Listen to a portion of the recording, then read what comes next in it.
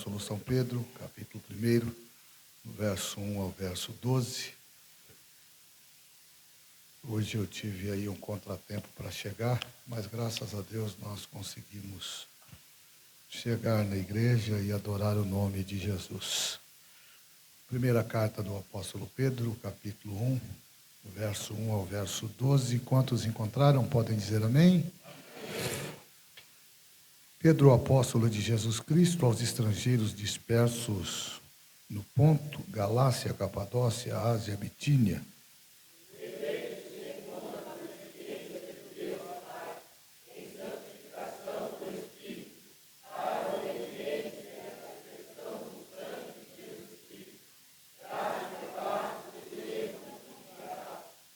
Bendito seja o Deus Pai de nosso Senhor Jesus Cristo, que segundo a sua grande misericórdia nos gerou de novo para uma viva esperança pela ressurreição de Jesus Cristo dentre os mortos.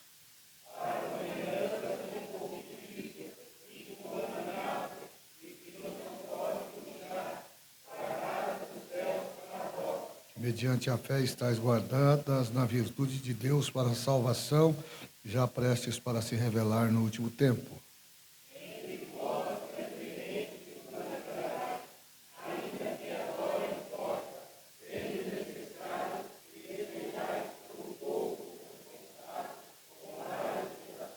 Para que a prova da vossa fé, muito mais preciosa que o ouro, que perece e é provado pelo fogo, se ache louvor e honra e glória na revelação de Jesus Cristo.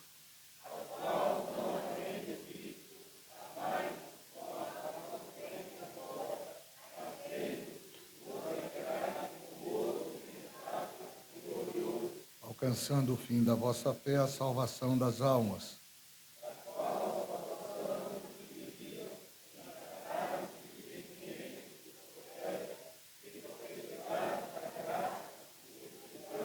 Indagando que tempo ou que ocasião de tempo o Espírito de Cristo que estava neles indicava anteriormente, testificando os sofrimentos que a Cristo haviam de vir e a glória que lhes havia de seguir.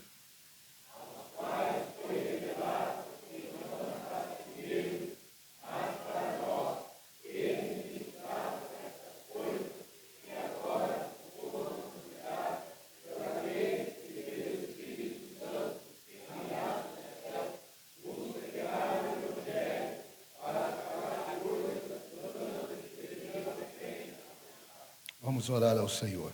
Maravilhoso Deus e eterno Pai, mais uma vez te damos graça por todo o bem que o Senhor nos tem feito. Pedimos a tua bênção, a inspiração do teu Espírito Santo em tudo aquilo que vamos falar. Fala conosco nessa noite, nos abençoando, nos dando a tua graça maravilhosa, para que através dela o teu nome seja glorificado. Dá-nos, Senhor, o revestimento do teu Espírito Santo, abrindo a nossa mente e o nosso coração, para que tudo que venhamos fazer seja para a honra, glória e louvor do teu nome. Amém. Tome assento, glorificando o nome de Jesus. Agradecer a Deus a presença dos irmãos. A noite está fria, a temperatura tende ainda a cair mais, mas graças a Deus nós estamos aqui firmes, convencidos de que a boa mão de Deus tem nos ajudado a superar essa mudança climática, amém? Queridos, eu quero nessa noite, no pouquinho tempo que eu tenho, continuar aqui a nossa temática no capítulo 1 da carta do apóstolo Pedro, dirigida à igreja, em especial aos seus ouvintes que estão destacados ali no verso 1, né? Essa carta ela é exclusivamente dirigida à Galácia, mais exatamente à Galácia do Sul, e é bom entender que nós estamos falando daquela região que foi permeada pelo apóstolo São Paulo, destacando que o apóstolo alcançou a Galácia, mas somente a parte norte da Galácia. A Galácia é muito grande, ela está localizada ali na Ásia Menor e hoje é aquela região que nós conhecemos como país da Turquia. Então a Galácia ela está inserida naquele ambiente geográfico na Ásia Menor. E nós conhecemos um pouquinho da história, a geografia bíblica mostra isso, que Paulo por mais esforços que ele tenha empreendido, ele não conseguiu alcançar toda a Ásia. Ele ficou ali, pelo menos na primeira viagem missionária dele, Atos dos Apóstolos vai dizer isso de forma bastante contundente. Ele ficou ali na parte norte da Galácia, e aí nós vemos essa situação ocorrer quando ele recebe aquela visão, não é? Do varão pedindo a ele que atravessasse a Macedônia para ajudá-los. Ele muda de direção e ali ele estabelece então um projeto missionário para formar aquelas igrejas que ele vai formar naquela região.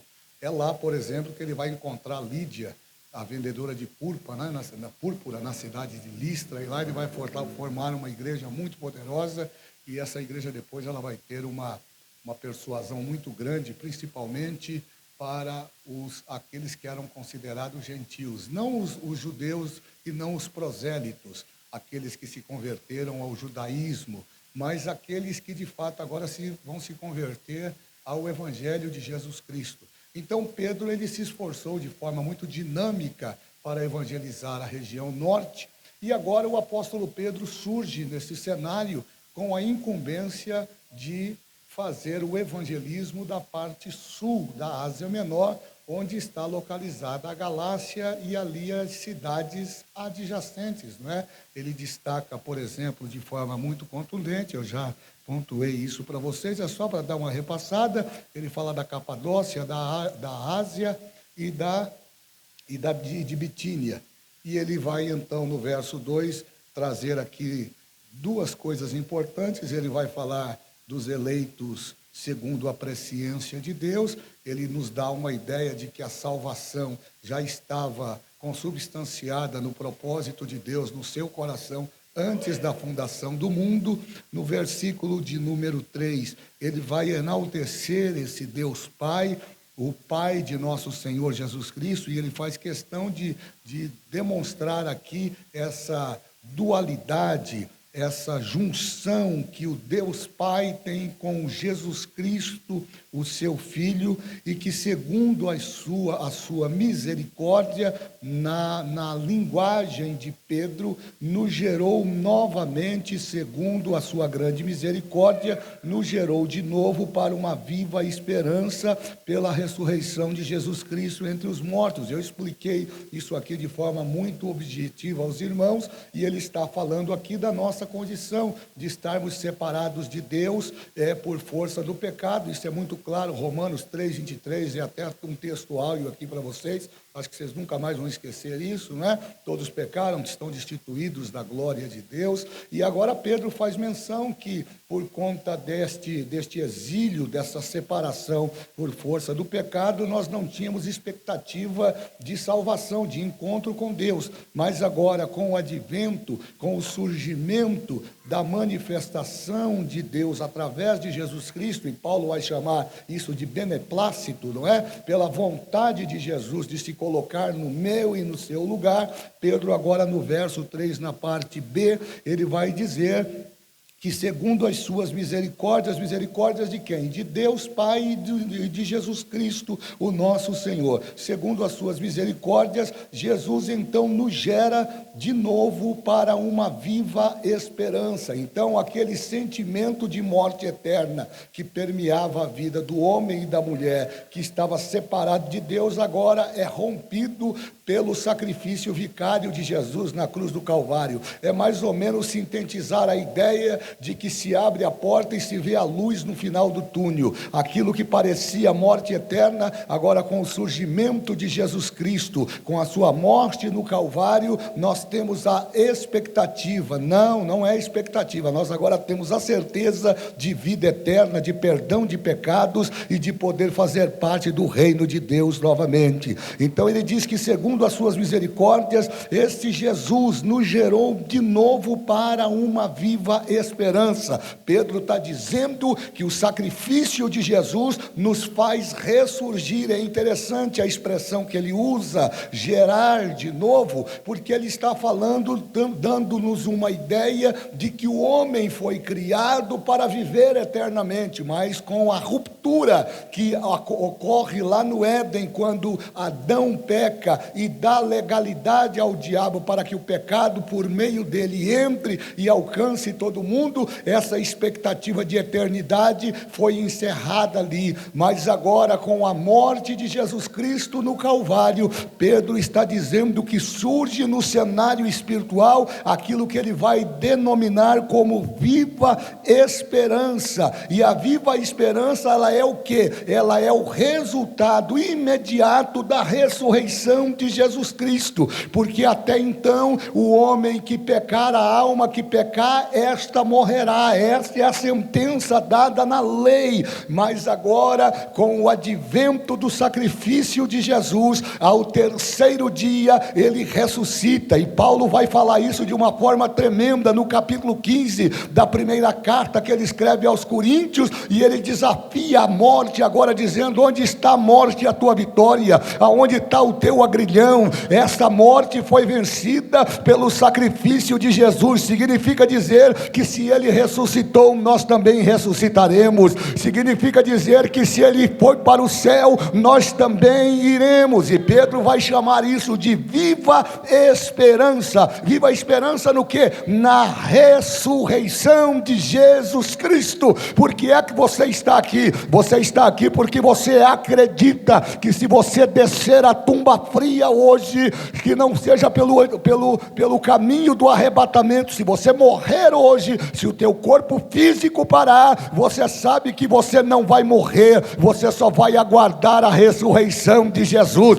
Quando ele voltar, oh louvado seja Deus, nós seremos transformados. A Bíblia diz que aqueles que morreram em Cristo ressuscitarão primeiro, depois nós, os que ficarmos vivos, seremos arrebatados com ele, juntamente com ele, para nos encontrar com o Senhor nos ares. Aí no verso de número 4, ele fala desta ideia de herança incorruptível, e eu trabalhei isso aqui, dando-nos a ideia de que essa herança incorruptível, ela não está ao alcance humano, não há interferência humana. Ele usa uma linguagem jurídica para determinar aquilo que nós recebemos. A salvação para nós é uma herança, a salvação para nós é a certeza do perdão dos pecados, a salvação para nós é a garantia de que nós vamos entrar na cidade santa pelas portas. A salvação para nós é a certeza de que enquanto nós estivermos palmeando ou permeando este mundo,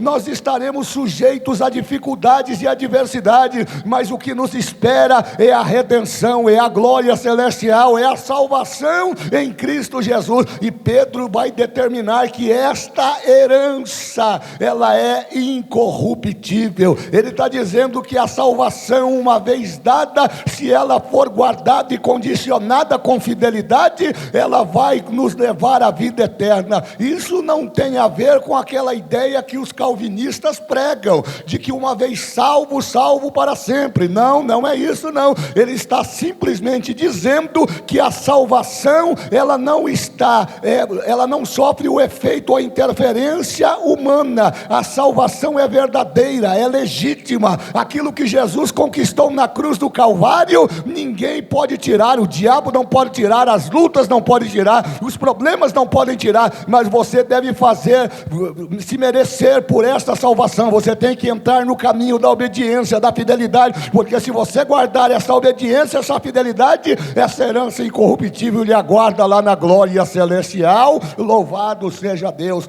Verso 5, ele diz assim, que mediante a fé estáis guardadas na virtude de Deus para a salvação já prestes para se revelar nos últimos tempos, ou no último tempo. Ele está dizendo que esta salvação, ela está guardada como reflexo daquilo que está no seu coração. E o que é que está no seu coração? Fé. E o que é fé? Fé é o firme fundamento das coisas que se esperam, prova daquilo que não se pode ver. 11 de Hebreus, capítulo 11, verso 1. Como é que a gente trata a fé? O escritor aos Hebreus vai explicar, verso 6 do capítulo 11, sem fé é impossível agradar a Deus, porque é necessário que aquele que se aproxime de Deus, creia que Deus existe e que é galardoador daqueles que o buscam. Qual é a temática do nosso ensino? O que Pedro está falando nessa carta é como vivermos uma vida cristã segura, vivermos uma vida cristã em segurança. A vida cristã em segurança, ela não é resultado daquilo que nós construímos à nossa volta. segura, a vida cristã segura é resultado de uma fé viva e inabalável. O diabo diz para você: você é um derrotado, você é um fracassado, mas você conhece a palavra, e a palavra gera fé, porque a Bíblia diz que a fé vem pelo ouvir. E ouvir o quê? Ouvir filosofia? Ouvir as conversas fiadas? Não, a fé vem pelo ouvir a palavra de Deus, a palavra pronunciada, a palavra declarada gera fé, e quando ela gera fé, ela gera certeza, porque a fé nada mais é do que a certeza, é a prova, é a existência daquilo que não existe. Por isso que ele diz que sem fé é impossível agradar a Deus, porque é necessário que aquele que se aproxime de Deus, em primeiro plano, creia que Deus existe. Se eu creio que Deus existe, eu também creio que Jesus morreu, ao terceiro dia ressuscitou. Se eu creio que Jesus morreu e ao terceiro dia ressuscitou, eu também creio que tem morada preparada para mim. Se eu creio que tem morada preparada para mim, eu também creio que Ele virá me buscar e me levar para morar com Ele para sempre. Isso é determinação, é fé. Aí Pedro vai nos alertar acerca disso, que essa constância, que essa vivência, ela deve ser resultado da nossa fé. Perceba o que ele está dizendo, que mediante a fé estáis guardados, ele usa o verbo guardar aqui para determinar isto, na virtude de Deus para a salvação.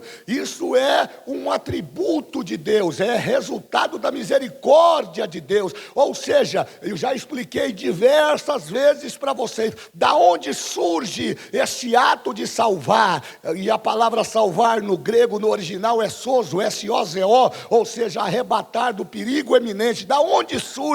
Segundo Pedro, das misericórdias de Deus. E o que é a misericórdia? Qual é a melhor definição de misericórdia? Expliquei aqui terça-feira. Misericórdia é a junção de duas palavras, não é? Vem do latim lá, mísero ou miserável. Então mísero, misericórdia, míseros da primeira parte, córdia que está atrelada ao coração. Então nós éramos considerados miseráveis por conta do pecado, e o coração como sede do nosso entendimento contaminado. Mas perceba que no ato de misericórdia, Deus olha da glória celestial para nós, e Ele não nos dá aquilo que nós merecíamos, que era a morte eterna. Ao contrário, Ele se manifesta, e por meio de Jesus Cristo, Ele nos entrega a graça, que é o favor que nós não merecíamos. Então, enquanto na misericórdia Ele não nos dá aquilo que nós merecíamos, que era morte, na graça Ele nos dá o perdão que nós não merecíamos, escreve o nosso nome no livro da vida e nos faz prosperar nele para a glória do seu nome. É isto, verso 6: em que vós grandemente vos alegrais, ainda que agora importa, sendo necessário que estejais por um pouco entristecidos com várias tentações. Eu falei a vocês que essa carta, ela é uma carta doutrinária, porque ela impõe aqui doutrinas trazidas pelo apóstolo. E aqui o apóstolo Pedro, nesta primeira carta, ele fala da importância de nós guardarmos essa doutrina, ao passo que na segunda carta que ele vai escrever, ele vai nos advertir a tomar cuidado com os lobos que estão do lado de fora e que querem perverter essa doutrina. Então, na primeira carta, ele traz um compêndio doutrinário. Ele começa trazendo uma orientação doutrinária. Por quê? Porque ele quer gerar em nós um comportamento, e ele vai tratar isso aqui de forma dividida, porque ao mesmo tempo que ele doutrina, ele também orienta, e isso numa linguagem bem coloquial para a compreensão de vocês, está atrelado ao conceito de ética. Então ele está dizendo que uma vida cristã segura é uma vida cuja a observação doutrinária é imperativa. Logo ele está querendo dizer o quê? Se você quer ter uma vida cristã bem sucedida e segura à luz da palavra de Deus, aprenda a cumprir essa palavra, guardar os preceitos e a doutrina. E guardando os preceitos e a doutrina, você vai viver uma vida ética. Expliquei para vocês, por exemplo, para determinar isto, que os grandes escritores, os grandes teólogos no mundo afora, principalmente na linha da Igreja Católica Universal, ou a igreja, eu gosto de tratá-la como igreja imperial.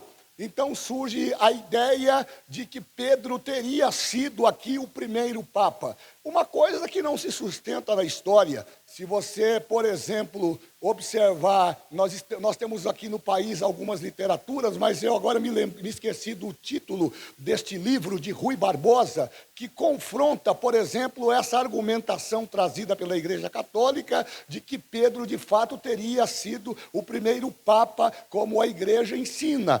Existem algumas divergências, essas divergências ocorrem ali em meados do século XVIII, XVII, XVI, XVII, XVIII, onde alguns escritores e alguns filósofos e também teólogos daquela época começam a fazer comparação dos escritos originais para tentar linkar essa informação trazida pela igreja para sustentar essa afirmação. Então hoje existe uma grande divergência. O que se sabe é que Pedro só foi reconhecido como papa na igreja tradicional ou da igreja imperial a partir do século VI. Do século VI para trás não existe nenhum elemento probatório que ligue Pedro à igreja imperial. Não há nenhuma informação. Pedro é conhecido até esse momento como apóstolo de Jesus, que é como ele se apresenta na carta. Primeiro se apresenta como servo, aquele que está submisso à vontade de um Deus soberano, e depois como apóstolo, aquele que tem autoridade para abrir a boca e dizer: eu tenho autoridade espiritual para doutrinar e para ensinar conceito de ética e de comportamento. Dali para frente são especulações, e aí muitas das vezes essa especulação é consubstanciada naquela situação em que Jesus termina lá o censo, que eu falei aqui terça-feira, não é? Mas é só para recapitular, e lá Jesus pergunta lá: quem estão dizendo aí os homens que é o Filho do Homem? Então cada um tinha uma noção ali, tinha uma linguagem, tinha uma interpretação, mas é Pedro que vai levantar a voz e dizer: tu és o Cristo, o Filho do Deus vivo. Pronto, acabou. O Senhor é aquele que veio, é o enviado de Deus, é o que tem autoridade, é o que veio nos salvar, e não importa o que os outros estão falando, o Senhor é o Cristo, o Filho do Deus vivo. Jesus ficou tão impactado que Jesus no mesmo instante respondeu na mesma altura: bem disseste, Simão Barjonas, ou Simão filho de Jonas, não foi a carne nem o sangue que te revelou isso, mas foi o meu Pai que está no céu. Lá na frente a gente vai ver Jesus chamando Pedro, e a palavra Pedro, né? Pedro, ela vem da derivação da palavra Petros, não é? Faísca ou fagulho, ou fagulha de uma rocha. E é interessante que a palavra Petros, que é pequena pedra, ou fagulho de pedra, para Petra, são quase que idênticos.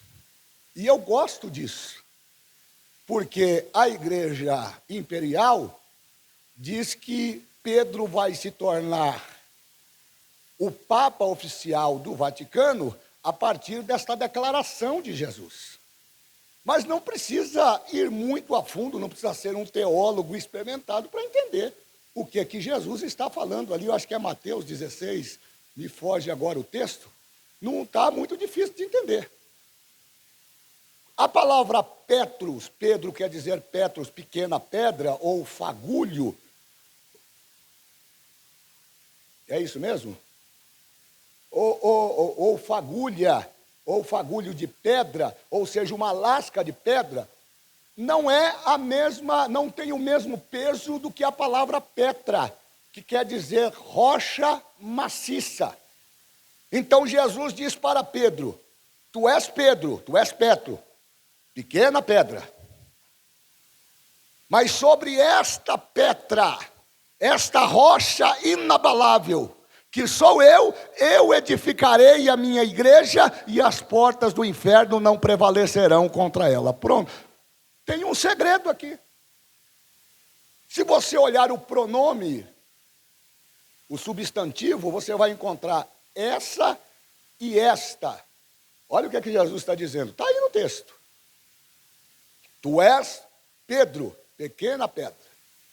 Sobre essa, que é ele, Pedro, edificarei a minha igreja, porque se Jesus quisesse dizer que Pedro era a pedra angular, que não vai dizer, porque Pedro lá na frente vai reconhecer isso, o substantivo aqui seria aplicado num outro conceito.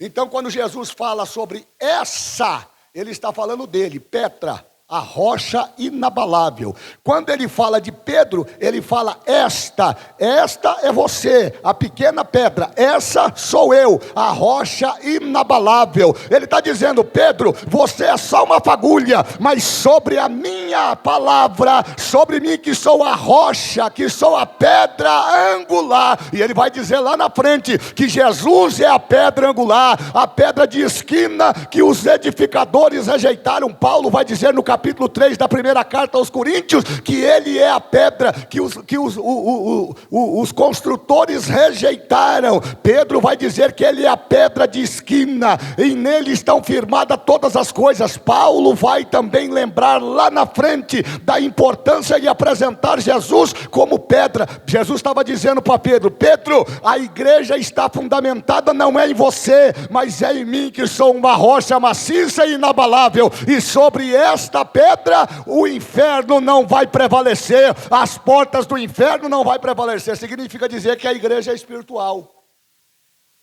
A igreja é espiritual, a igreja não é composta pelas paredes.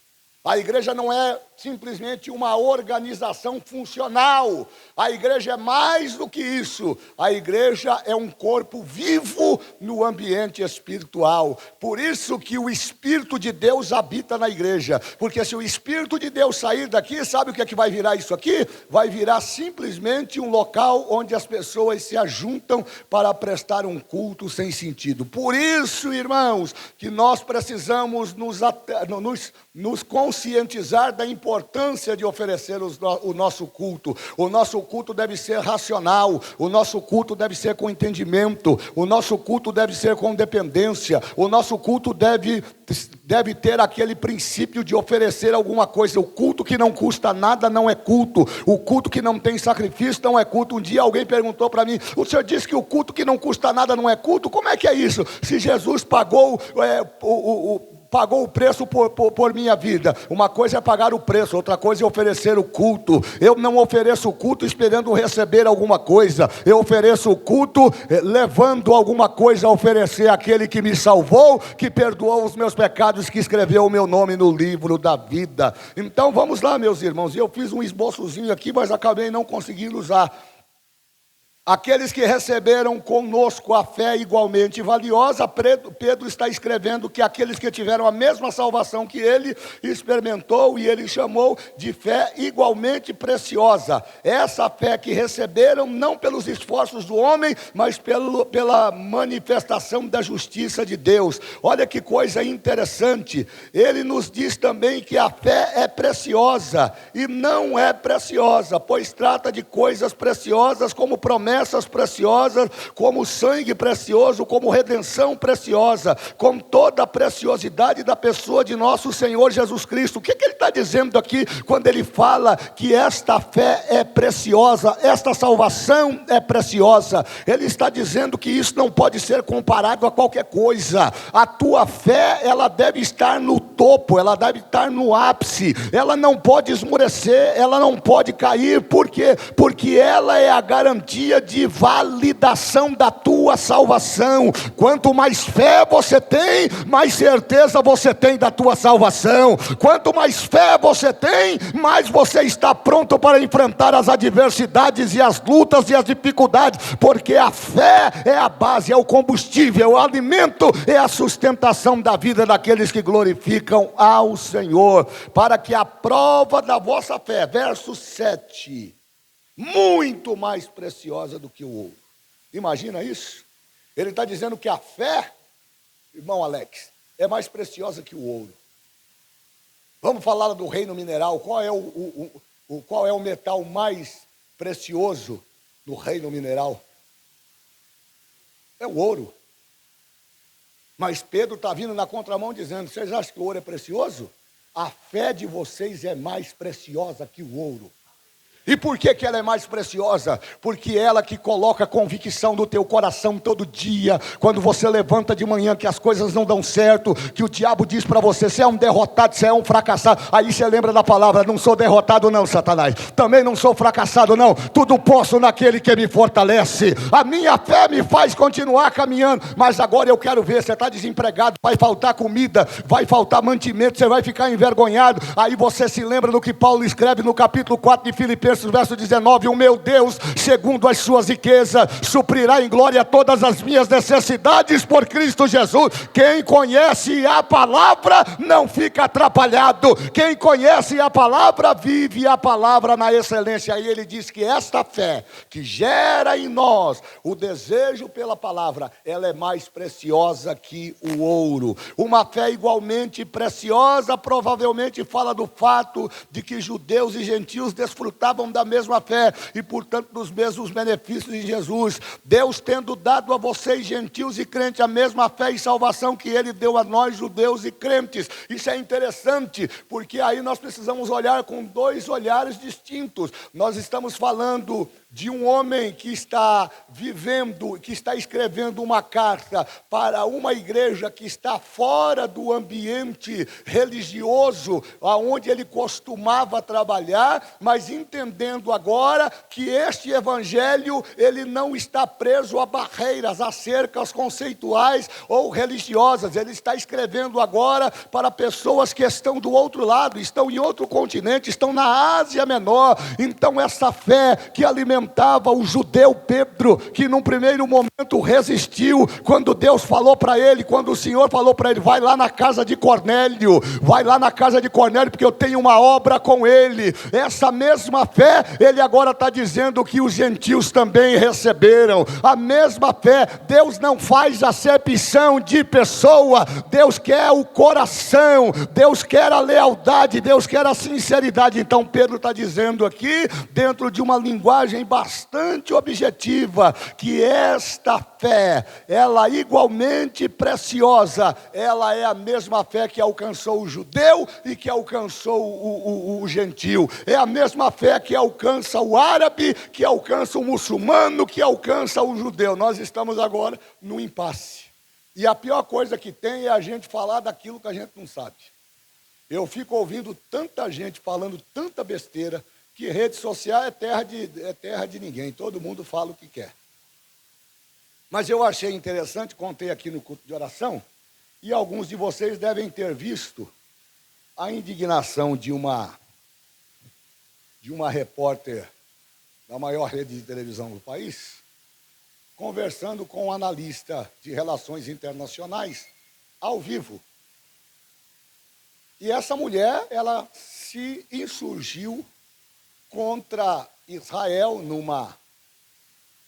num diálogo ali amistoso. O convidado estava lá para responder sobre as questões de Irã e Israel dentro do ambiente das relações internacionais.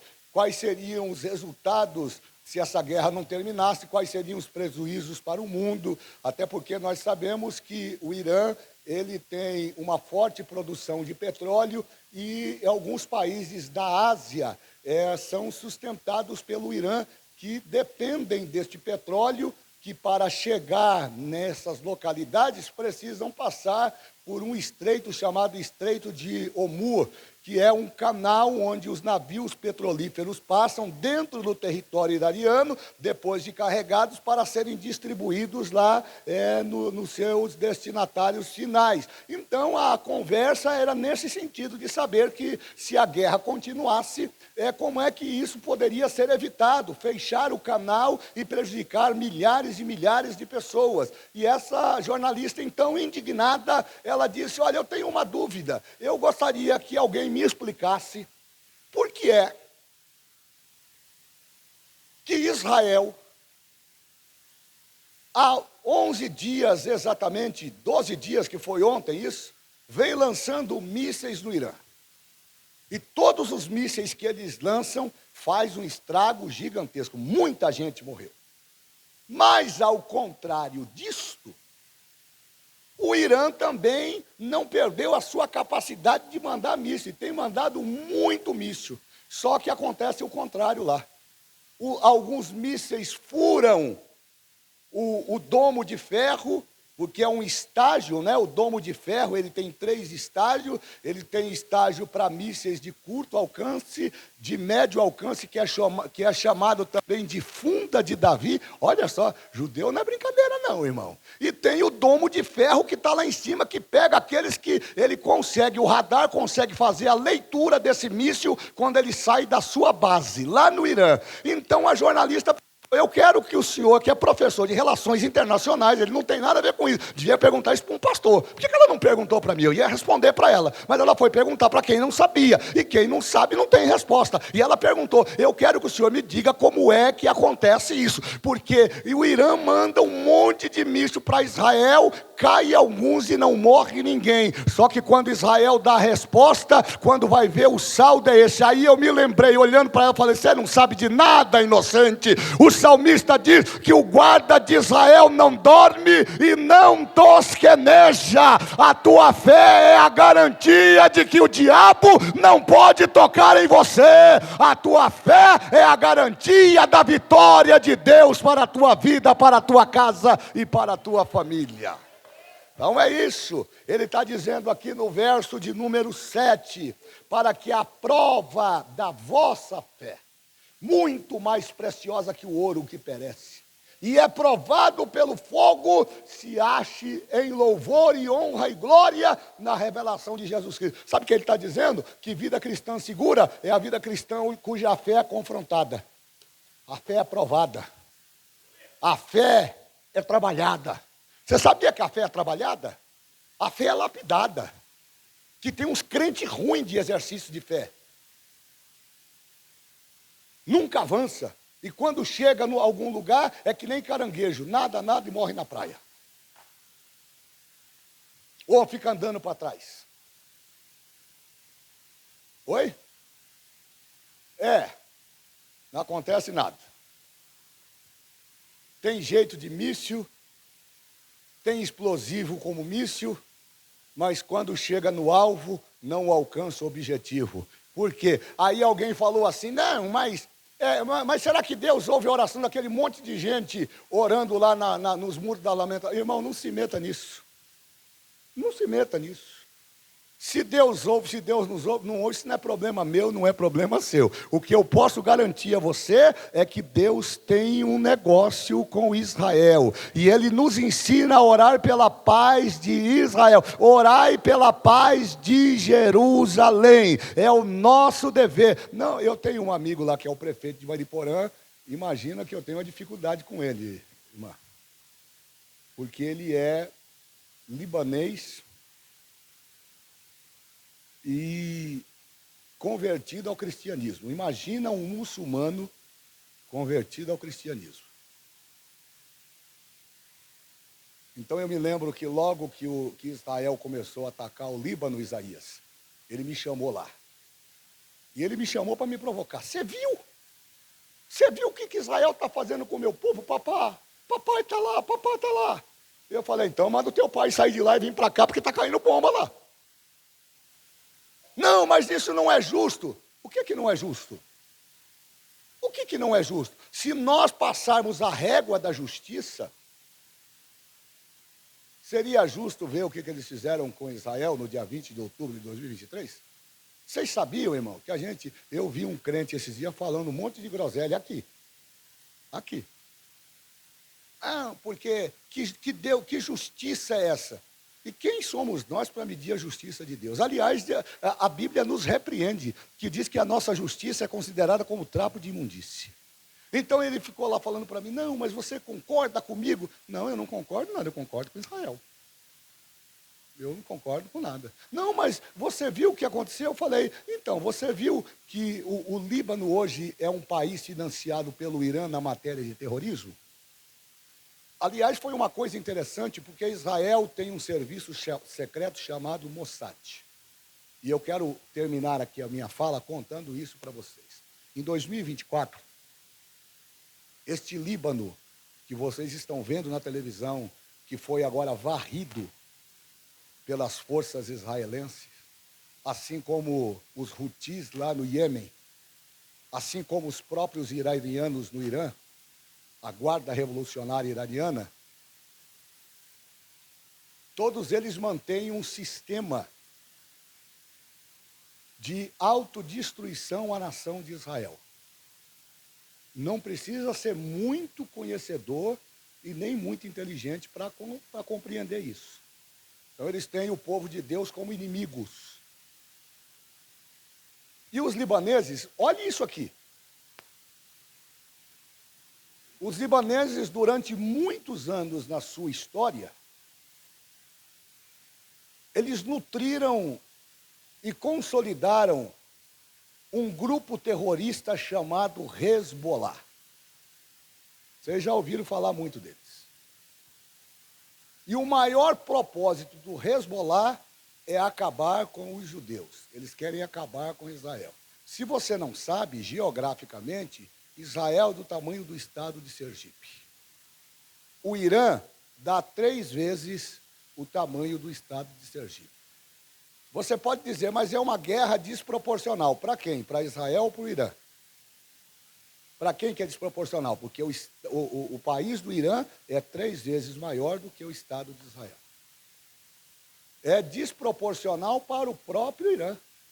Porque daquele tamanho, Israel tem uma força bélica e de espionagem que não é conhecida ainda no mundo. Irmãos, tudo que você imaginar de armamento bélico no mundo nasce de Israel.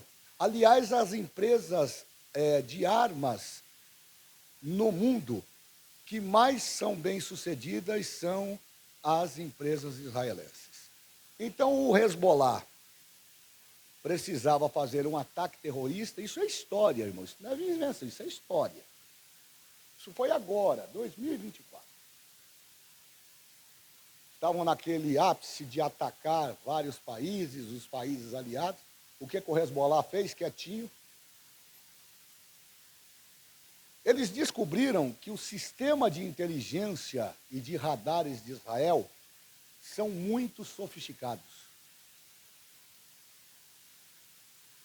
O desenvolvimento das tecnologias em Israel avançam todos os dias. Mas alguém teve a ideia e percebeu uma fragilidade nesse sistema, como agora ficou comprovado que o domo de ferro não consegue interceptar todos os mísseis ao mesmo tempo. O sistema dá aquilo que a gente chama lá de pane, né? Da bug, né? Como diz o Caleb lá quando o meu telefone para de funcionar. Pai, bugou esse negócio aí.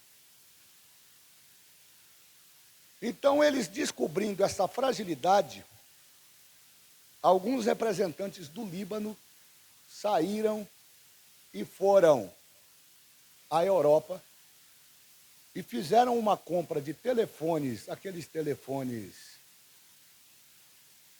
ok-tok, né? Não é rádio, ok-tok, e os pager. Pager é aquele negócio que o médico usava há 40 anos atrás.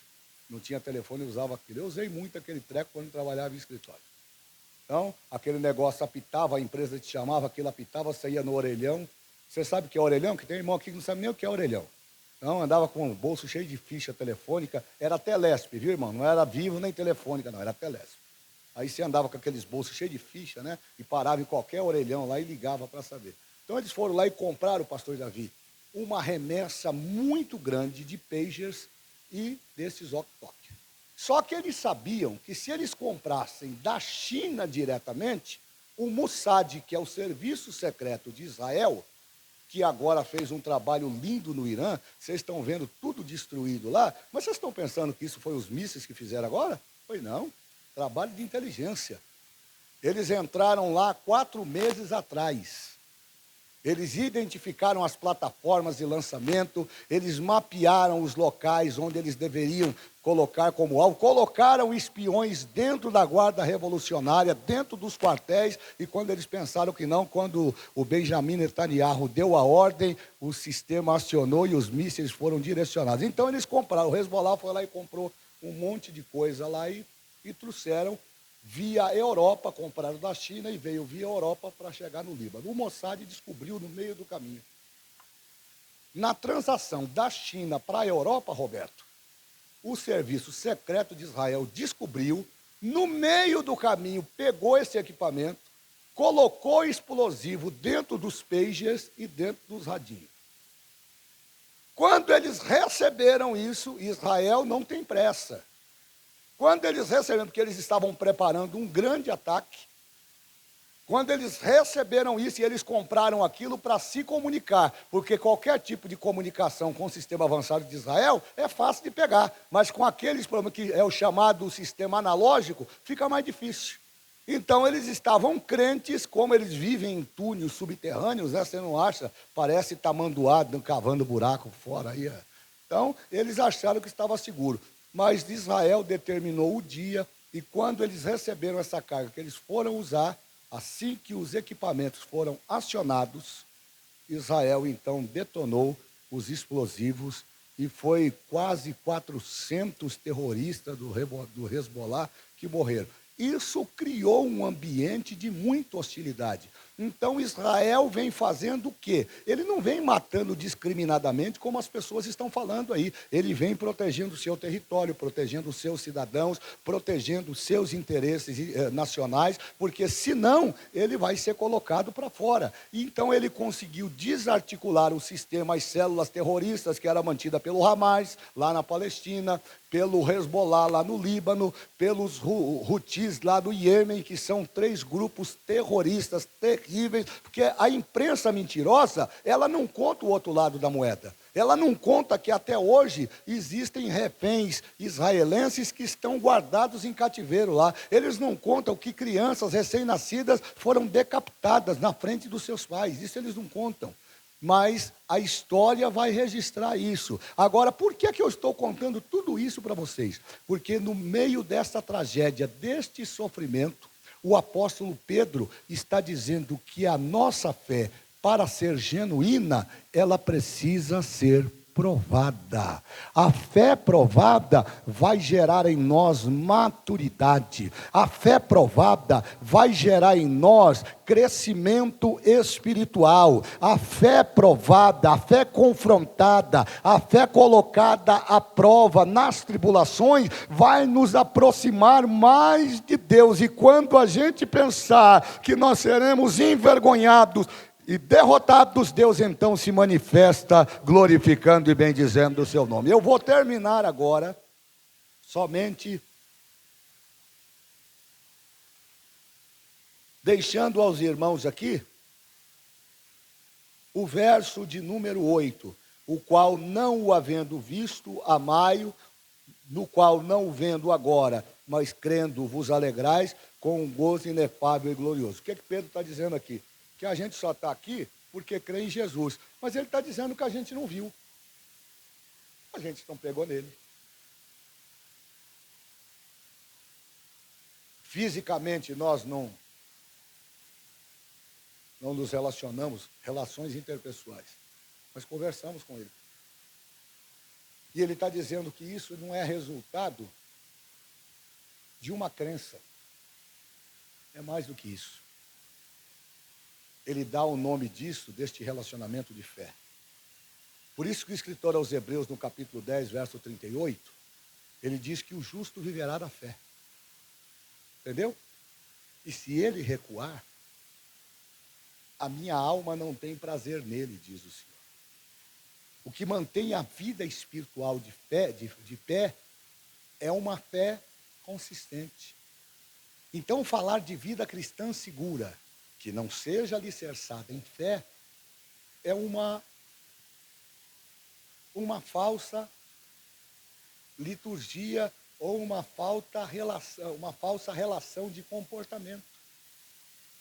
Porque o que nos atrai em Deus é a certeza de que Jesus Cristo morreu. Mas nós não vimos isso. Alguém aqui presenciou a morte de Jesus? Você estava lá, Ivan, quando Jesus foi crucificado? Estava lá, pastor Elias? Estava lá, pastor Carlos? Alguém aqui, as irmãs aqui, teve alguém aqui que abraçou a Maria? E disse para ela, chora não, vai ressuscitar. Mas a nossa certeza,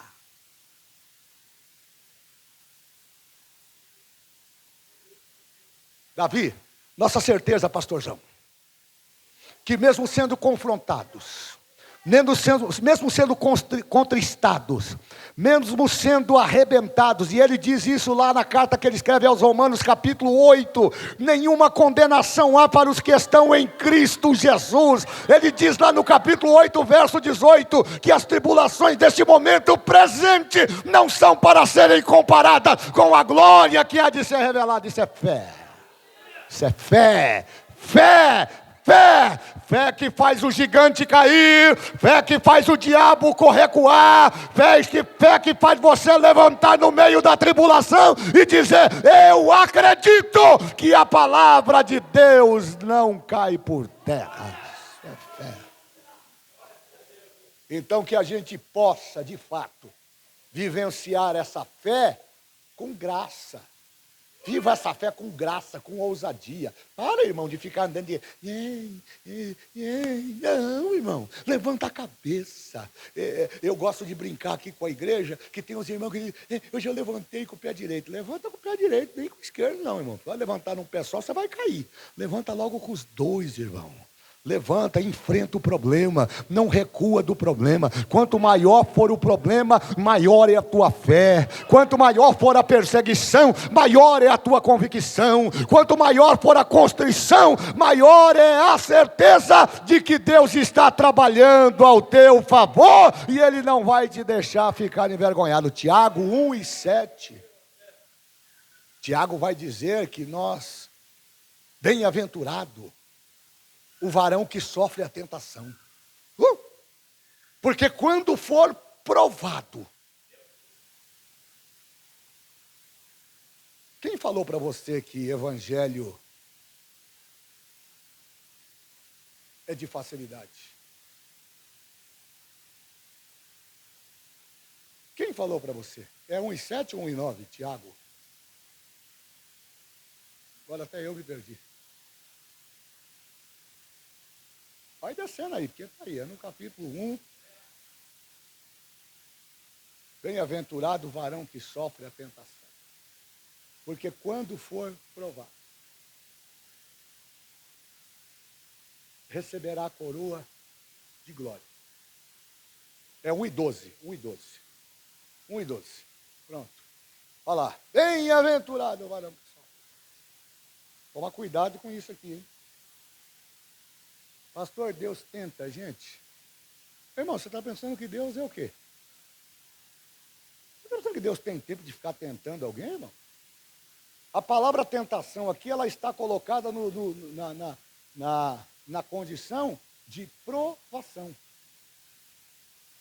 Bem-aventurado, ou seja, feliz é o varão que sofre, do verbo sofrer, que é confrontado, que é contristado, que é afrontado pela provação. Porque quando ele for provado, é a linguagem de Tiago, receberá a coroa da vida. Tiago está dizendo que no final, no encerrar da sua carreira, você passou por todos os estágios probatórios, na hora de receber o seu galardão. Vem cá, você sabia que a coroa da vida é um dos galardões que a gente vai receber lá na hora de recebermos a nossa premiação pela nossa obediência? Como é que chama lá, Alex? Galardão? A coroa da vida é um galardão.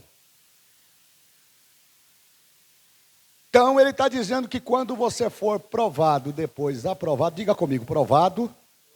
Mas me ajude aí, provado e depois aprovado. Porque tem os irmãos que querem ser aprovados sem ser aprovado. Sai fora, viu, irmão? Aqui não. Primeiro você é aprovado. Primeiro a gente espreme você.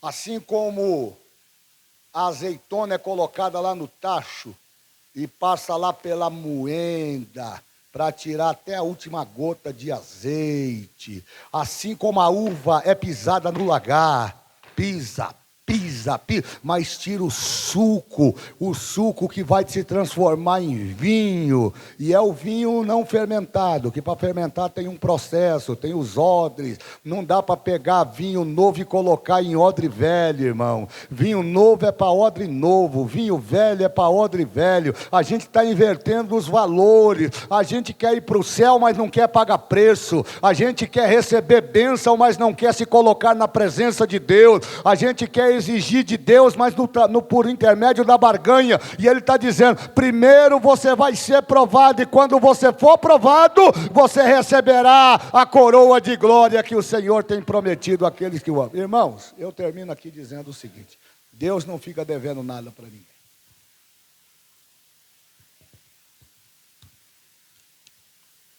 Nessa vida, é 100 vezes mais. E depois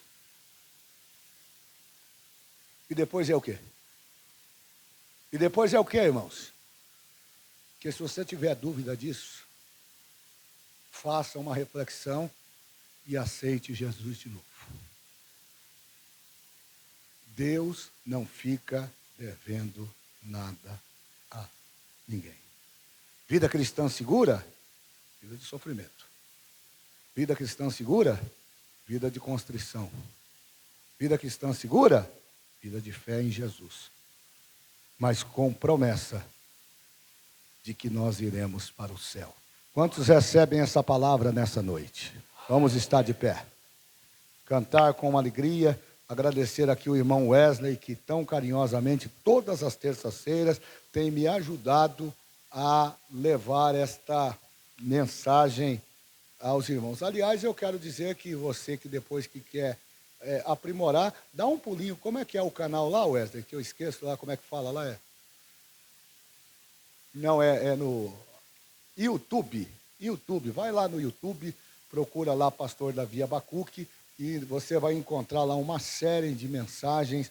Eu não sou pregador assim, do quilate aí, desse moço abençoado aqui da Rua 10, lá, como é que é o nome dele? Luiz, que está ali, pregadorzão, gente boa. Vamos dar boas-vindas ao pastor Luiz? Seja bem-vindo em nome de